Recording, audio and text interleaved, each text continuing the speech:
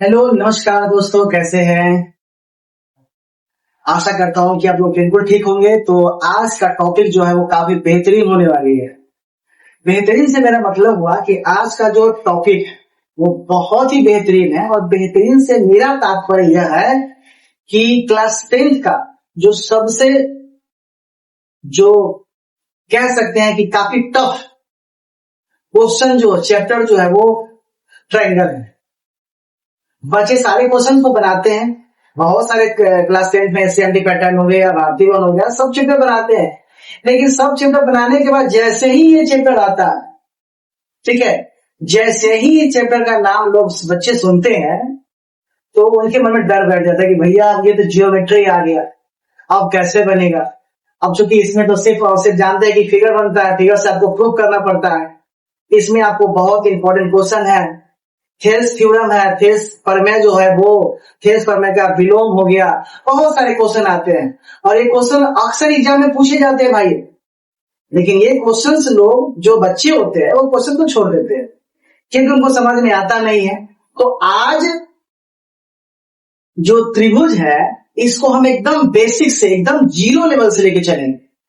Zero level से कहने का मतलब यह हुआ कि एकदम नीचे से ऊपर तक आपको लेके चलेंगे, नीचे से ऊपर।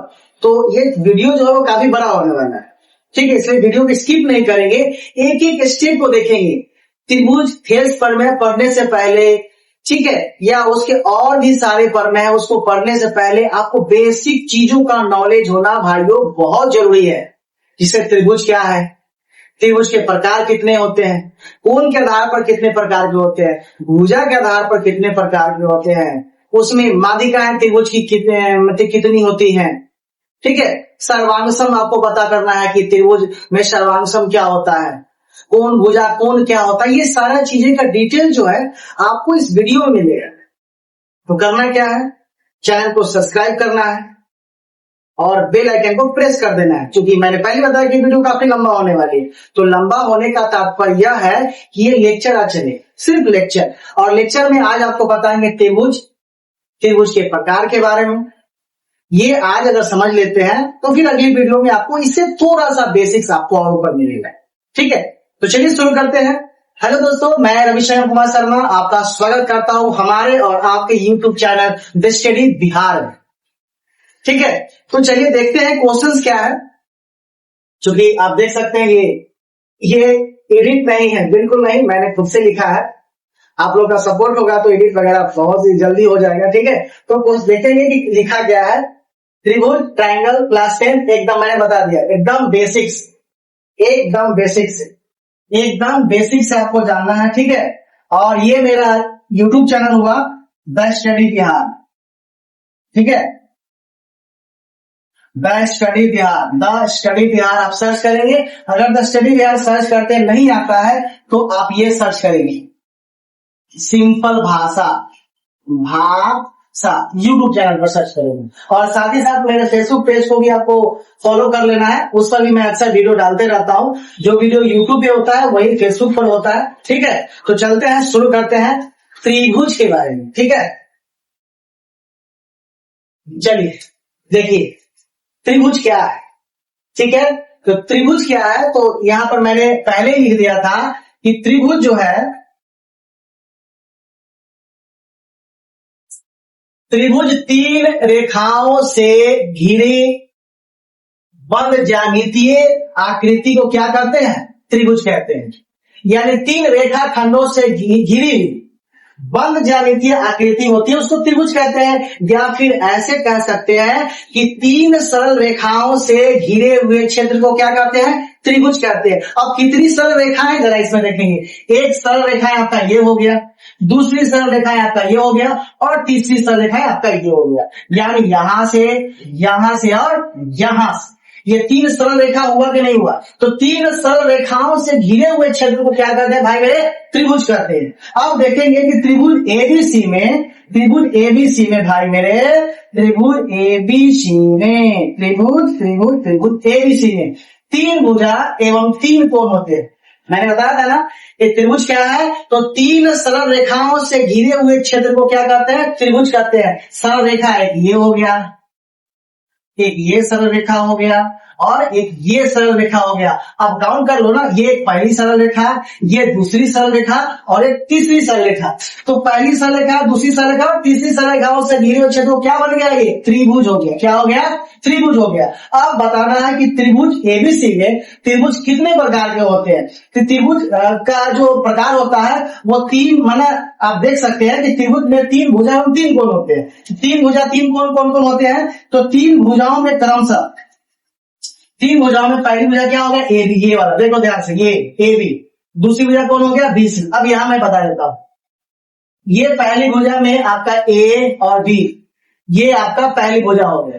क्या हो गया? दूसरी भुजा हो गया बी सी, यानी ये वाला भुजा हो गया। और तीसरी भुजा कौन हो गया? सी, ये वाला। ठीक है, तो त्रिभुज में क्या भुजा हो गया? तीन भुजा हो गया। बात समझ में आया कि फिर से एक बार मैं बताऊं? चलो बता ही देता हूं।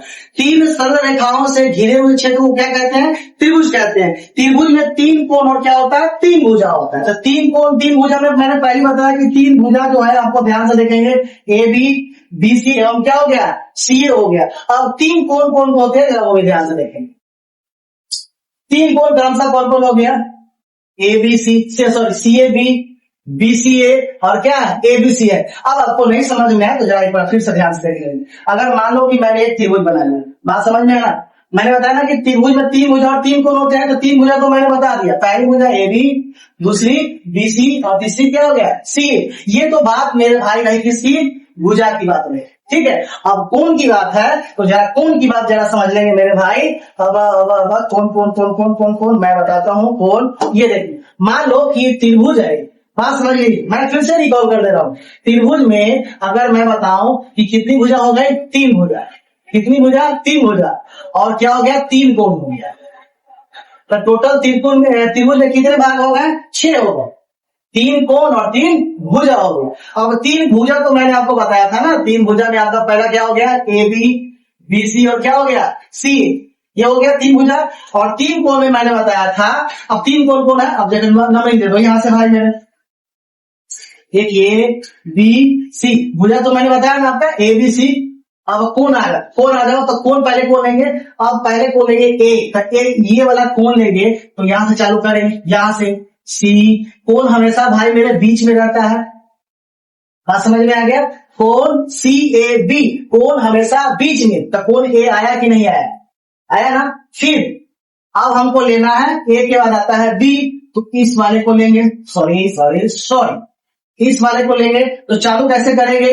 ए बी और सी, ए बी और सी। फिर इस ई वाले कोण को लेना है, तो ये वाला कोण कैसे लेंगे? शुरू गिनती करेंगे यहां से, बी सी ए, बी सी ए। पहले गिनती ए ले रहा था तो गिनती कहां से किए थे? रामे राम, 1 2 और 3 से। बात समझ में आया? कोण लेने के लिए? ए वाला कोण लेने के लिए, ये वाला लेने के लिए सी से स्टार्ट किए थे। आज जब बी लिए थे तो कहां से स्टार्ट किए थे? 2 से स्टार्ट किए थे, ये वाला 2 से स्टार्ट किए थे, या ए बी सी। और जब ये तीसरा लिए थे तो स्टार्ट कहां से करना पड़ा था? 3 से, बी सी ए। तो कुल मिला के मेरे भाई त्रिभुज में तीन कोण और तीन भुजा हो गया। तो तीन कोण आपका हो गया ये और तीन भुजा हो गया क्या? ये। ठीक है, बात समझ में आया कि नहीं आया? फिर से एक बार समझ लीजिए, त्रिभुज किसे कहते हैं? तो तीन सरल रेखाओं से घिरे हुए क्षेत्र को क्या कहते हैं? तो त्रिभुज कहते हैं। त्रिभुज में तीन कोण और तीन भुजा होता है। तो तीन कोण मैंने बताया अभी, तीन कोण, तीन कोण, तीन कोण, तीन कोण। तीन कोण ये सी ए बी, ए बी सी और बी सी ए, पहला दूसरा तीसरा, हो गया तीन कोण। इसमें भी पहला दूसरा और तीसरा। तो बात समझ में आ गया कि नहीं आया? तो त्रिभुज एबीसी में भुजा जो हो गया, फिर से मैं बता दूं, भुजा हो गया ए बी बराबर बी सी और बराबर सी। और कोण क्या हो गया? कोण ए बी सी, कोण बी सी ए और कोण सी ए डी। हमेशा याद रखिएगा कि कोण हमेशा बीच में होता है, कोण हमेशा बीच में होता है, बीच में कोण होता है। ठीक है, कोण हमेशा कहां रहता है? बीच में, बी सी ए। बात समझ में आया? तो अब चलते हैं भुजा के आधार पर। फिर चलेंगे कोण के आधार पर। तो भुजा के आधार पर त्रिभुज का तीन भुजा हुआ और कोण के आधार पर भी त्रिभुज का तीन कोण हो गया। तो कौन कौन हो गया जरा समझ लेंगे।